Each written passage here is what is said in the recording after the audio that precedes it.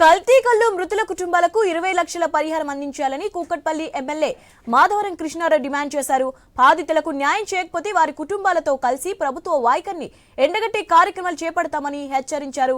కల్లు కాంపౌండ్లను కాంగ్రెస్ పార్టీ వారే నడుపుతారని, అందుకే ప్రభుత్వం బాధ్యులపై చర్యలు చేపట్టడంలో అలసత్వం ప్రదర్శిస్తోందని విమర్శించారు.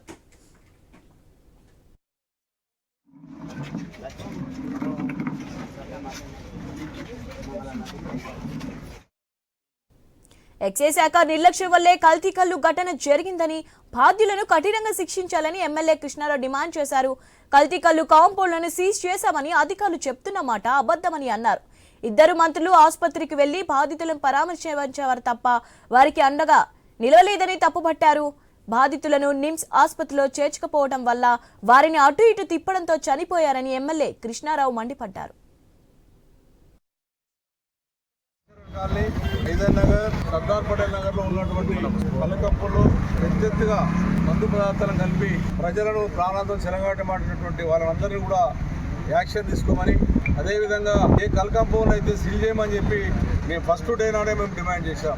మరి ఈరోజు చూస్తే 8 మంది ఇప్పటికే ప్రాణాలు కోల్పోయారు. దాని తర్వాత సుమారు 40-50 మంది ఇప్పటికే హాస్పిటల్ పాలయ్యారు. చనిపోయినటువంటి వాళ్ళకి ఈ రోజున నష్టపరిహారం ఏమిస్తున్నారని ప్రకటించకుండా, ఉన్న వాళ్ళని ఏ రకంగా రక్షించాలనేటువంటి ఆలోచన లేకుండా ప్రజలతో చెలగమాడుతున్నటువంటి ఈ కాంగ్రెస్ పార్టీ ప్రభుత్వం ఆలోచన చేసుకోవాలి. ఎట్టి ప్రజలు హెచ్చరిస్తూ ఉన్నాం. మీరు 20